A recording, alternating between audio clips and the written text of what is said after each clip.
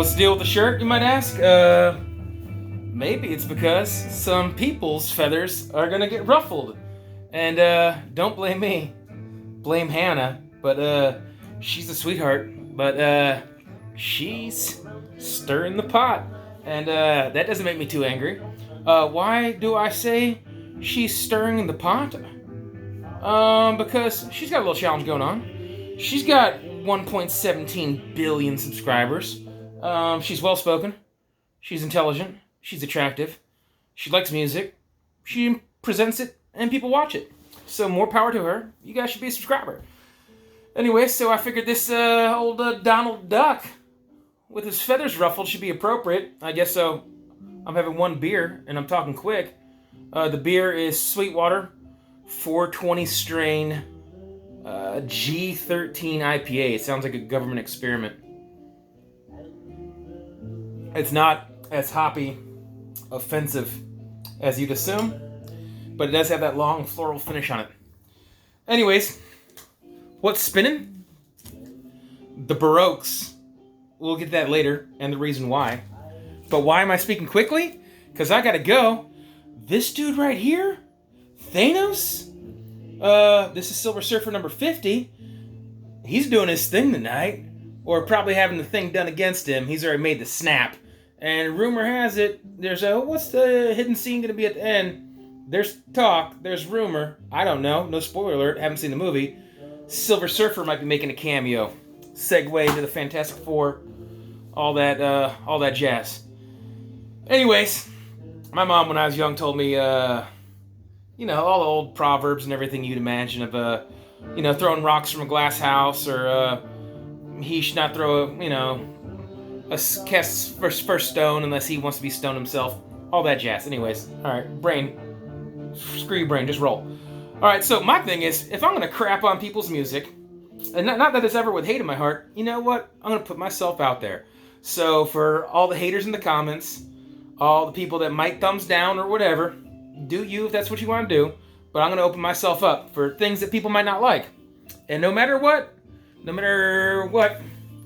some people just don't get into rap, period, of any kind. This is old man rap. Now, according to what the music I don't listen to, and what the next generations listen to, what they call rap and music, this is old man rap, lyrical substance. I got several OutKasts on vinyl, but anyways, AT Aliens. I got Equimini and Southern Playlist of Cadillac Music and Stankonia and anyways, Speaker Box Love Below. But OutKast, a little rap. And if you don't like rap, period, you're definitely not going to get into weird South African techno rave rap, art house videos weirdness. Anyways, here's a little D Antwoord, not die, D Antwoord, Afrikaans for the answer. Anyways, these guys are a weird, funny political commentary. All right, if you're in some weirdness like that, man, maybe you like Bjork. All right, let's be quick. I'm just opening myself up. I'll take it on the chin. If you guys got a problem with me crapping on your music, crap on mine. A little Arthur Brown? Check out the videos of Arthur Brown, man. But dude performed with his head on fire. People weren't ready for that. But anyways, early psychedelic British invasion type stuff. All right, I'm going to get to it now, man, because I got to be rapid fire. I'm trying to do a 2 birds with 1 stone video with a quickness. All right. I'm going to do this with a caveat. All right.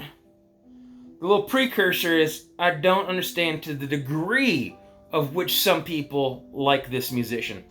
I own it, so clearly I don't have outright disdain for it. Respect him as a songwriter.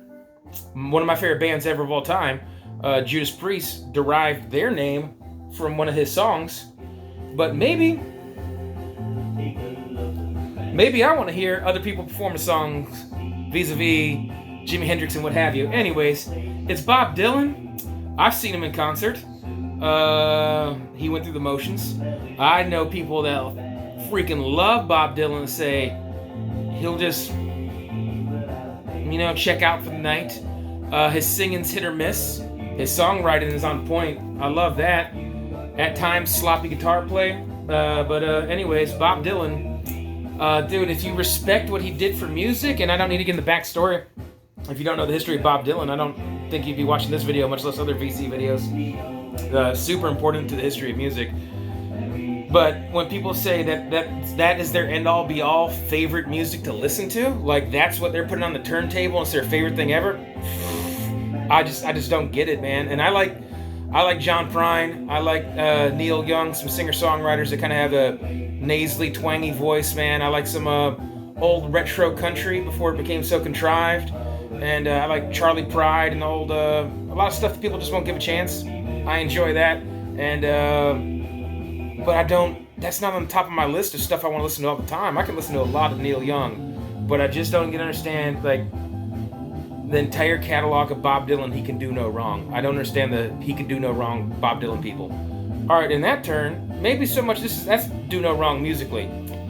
There's a blind denial allegiancy that comes with some musicians, where they fake funk and they can't be real on any indiscretions they might have had, or weirdness or quirks they owned in their lifetime. And that being said, I like this musician. Grew up with a huge fan, did all the dance moves, thought it was cool to wear one glove, all that. But Michael Jackson? Freak Show? Alright, this is Mike when he was Mike, man. Look at these glowing socks, man. This is when he's stealing dance moves from Shalimar. Oh yeah, if you didn't know, Moonwalk isn't his. He perfected it, made it better. Wasn't his though. But this is my favorite Michael Jackson. Off the wall. I think I probably still have Bad and some of those other jams from the 80s and early 90s on cassette still, if I'm not mistaken. But yeah, like the Jacksons, they're weird though. Just own their weird. All right, and then also this might come into resentment of being force-fed via the radio. When I lived in North Carolina as a kid, we had B107 and Rock 93. I can't remember the radio stations for so long. Listened to radio stations out of Fayetteville, North Carolina, and also from Raleigh. And anyways, DJs dissipated. They faded away, and everything became electronic pre-programming and formulas and what have you. And deep cuts disappeared, and everything became top 40 and top 10 hits. And every artist, if they stuck around, even people like Rolling Stones and Led Zeppelin, who had massive catalogs, got diminished to the point where they have, whatever, depending on the artist, 2 to 4 hits. And Beach Boys and some of that surfer rock disappeared, and some of that blues British invasion, the Animals and the Yardbirds and Cream and the Zombies, they just faded away into oblivion. And then all of a sudden, stuff that belonged on classic rock, some stuff like I like Guns N' Roses. I mean, the 80s, I guess, became classic, and they shoved that in there. I like the Guns N' Roses just fine, but you're like, is that what you're doing? And the two I really resented, one, there's hope, because I shunned Fleetwood Mac for so long, because it was force-fed to me. And then at some point, you're just like, man, Stevie Nicks had a beautiful voice. You take a break from it, and you can come back. But some stuff so played out, I never want to see it again. And that includes Sting, I'm over it. Ladies, I know he's a good-looking dude. Kama Sutra, all that jazz, you know. He's not the only one, you know. But there's some bros out there that can go for a while. And that doesn't help the Police be better music. It doesn't help Sting be less of a, you know, silent, arrogant douche. Same with Morrissey. The Smiths, I like the music. Can't detach, I don't like them. U2, that got shoved down my throat. You know, Bono, humanitarian, appreciate that. Doesn't mean you belong on my classic rock. That doesn't mean Iron Butterfly should no longer have a place on the radio ever again. And Deep Purple disappears from the radio forever. And then U2 shows up. Sure, whatever, U2 shows up in the mix. That doesn't mean you have to replace something. You just add to classic rock. And for those reasons, I think I resent some of those artists. And then there's stuff I have guilty pleasures for, or just outright like. Like I like some hair metal, you know. I was real young when it was blowing up, and then it was in syndication on the radio. But then there's some stuff where you're just like, it was cheesy, campy, and I don't know how it continues in the future. Like I don't want to ever hear Cherry Pie again, and Warrant doesn't have enough catalog for me to ever appreciate Warrant. And I don't like Poison at all. In fact, I was at the record store at pharmacy yesterday, found first press Flawless Condition, the long tongue first press before they censored shorten the tongue. If anyone wants me to grab for them, let me know. Dude, I don't have any hard feelings if you like Poison. I've told people in the past, if we disagree on 80% of my musical catalog, that's fine. We'll find common ground in the 20%, man. If people are open-minded and get along with all walks of life and rub elbows, you'll find common ground, man. If you don't like IPA, like I usually don't like IPA, this is in my fridge because friends come over, and I figured I'd try one. So, same way, like I got a full bar at my house. I never need Malibu coconut rum. Never. Mom rarely drinks. She comes over, Malibu Diet. I love you, Mom. Anyways, so I guess segueing in there, Hannah, I should have probably already said that. Hannah wanted me to answer some questions. The Omaha Introvert. If you didn't know, subscribe, check her out, answer some questions. It's fun. But what's your favorite places to shop for vinyl? And look, I was in Nashville. I barely scratched the surface and hit gems. My next video, before I decided to do this, my next video was supposed to be my shows from Phonolux. In which case, I'll be showing, needle dropping on a promise. I'm going to just carry over to the next one. That Gangsters. I'm going to needle drop on this one. But like I say, we're on that Baroque right now. The Baroques, I'll get to that. As cool as Nashville was, and I barely scratched the surface, and there's so much cool stuff, and I'd really settle in if I lived there. I'm spoiled here in Greenville, South Carolina, man. If you guys have never been here, it's an affordable place to travel to. We got a major airport now that has daily flights in and out of Chicago. Plenty of places to stay. There's hotels popping up. There's golf. There's resorts. There's multiple music venues and plays. Nationally syndicated touring plays that start in New York. We get them all the time at the Peace Center. We got the Bilo Center, which is now the Bonds Wellness Arena. Simpsonville, there's an amphitheater. That's where I saw Judas Priest. Little John Clemson, just 20 miles down the road. You have all sorts of big stand-up comedians and musicians that played there in the past. So, Greenville, man. There's owner-operators here, where you're not just dealing with some teenager of the week that might get fired or leave. Like, you're talking to Frank at Pharmacy. You're talking to Joe at Cabin Floor. And even though I don't have an owner relationship at Horizon Records, because there's not one to be had, because there's 40 people that work there and always new staff, they got the best selection. There's used bookstores, there's Goodwills, there's a place on their side of town I haven't even checked out yet called BJ's. So, anyways, Greenville, dope place to buy records. And then, hey man, I'm only 12 minutes here because I'm talking quick. I'm getting frantic along the lines with this weird music.